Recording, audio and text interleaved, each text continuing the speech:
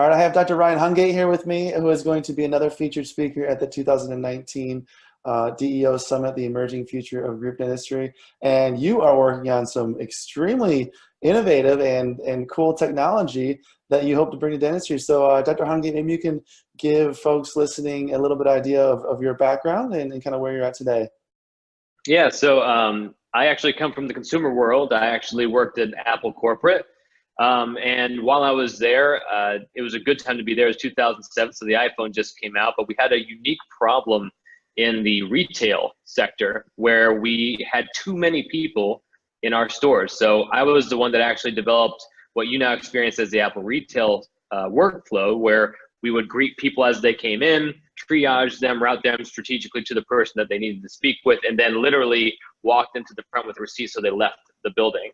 It started to empty stores out, and then you get this nice open feeling that you all experience today. We didn't have the niceties of an iPad, so I had to utilize a limo sign and walkie-talkies at the time. But that's growth hacking, and that's also some of the stuff that I'll be talking about. Really, just figuring out getting the job done, and then scaling that later on.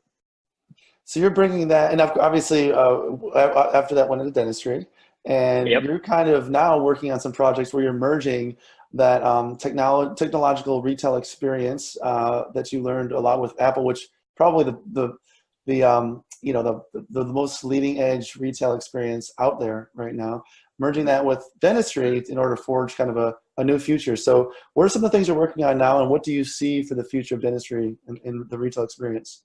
Yeah, well, at Simplifeye, I kind of went into this thinking, we don't have we have some really cool tools, right? We have lasers that cut teeth, we have 3D scanners, and they're revolutionizing how we're getting things done.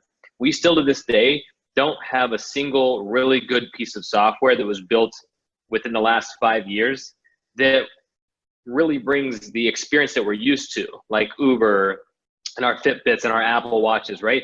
We're used to having things given to us right when we need it, right? Instantaneous results, and we don't have any of that.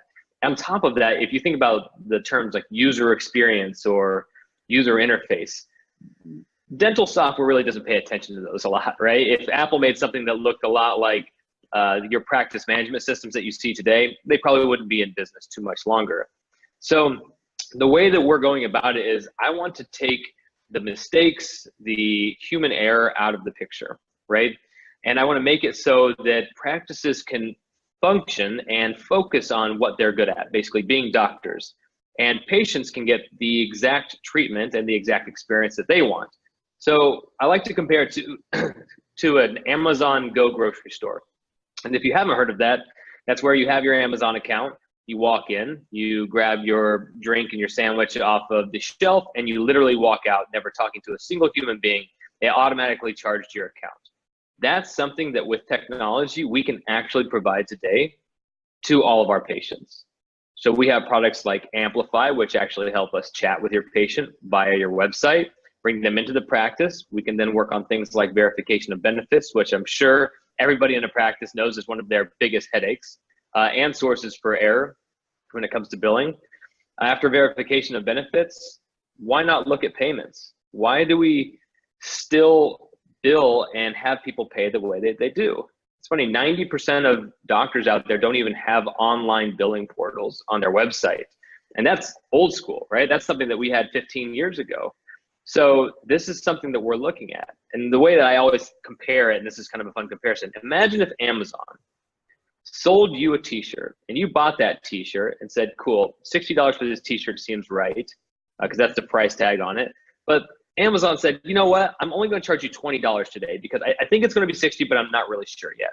So then the t-shirt gets shipped to you, you get the t-shirt and you're happy, you've been wearing it for about 3 weeks. Then all of a sudden you get a bill, probably like 60 days after that. And now the t-shirt actually cost $120. And you're like, what the heck just happened? This is crazy, right? But you're a good person and you're like, you know what? I'm going to pay for this t-shirt because I like it. And by the way, there's a law that says that Amazon can't come and get the t-shirt from you anyways. But you're a good person, so you decide to pay it. Now, when you go to pay Amazon, there's two ways that you can pay Amazon. You can either call them and give them your credit card over the phone, or you can literally mail a check into them that way. If that was how Amazon did business, how do you think they'd be doing? Not so good, right?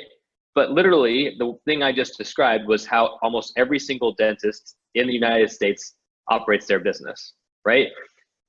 Multiple, like bigger group practices are better than that. They start to have their online billing portals, but on top of that, like we don't tokenize credit cards, meaning we don't store them so that we can do billing plans by ourselves, right? We don't do modern like small business loans for our patients as well, like where we can actually start to get smart and finance those ourselves as well. So these are all the different things that we're working on, and we're working with some of the best tech players in the game to make those come to fruition.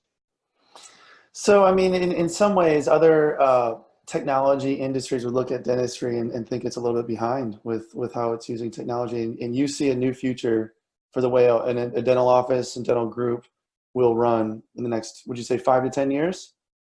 Oh, I would say more in the next 1 to 2 years, hopefully. Okay. That'd be great. Yeah. So what do you think? Why do you think it's important that a dentist now keep up on this? Because one, as soon as you say retail and dentistry in the same sentence, half the people, turn their head or they don't like it. Why do you think it's important to stay up on this? Well, I think that really what we focus on and why they should focus on it is it's going to come down to the patient experience, because that experience that I just talked about with billing, that's actually miserable for the patient.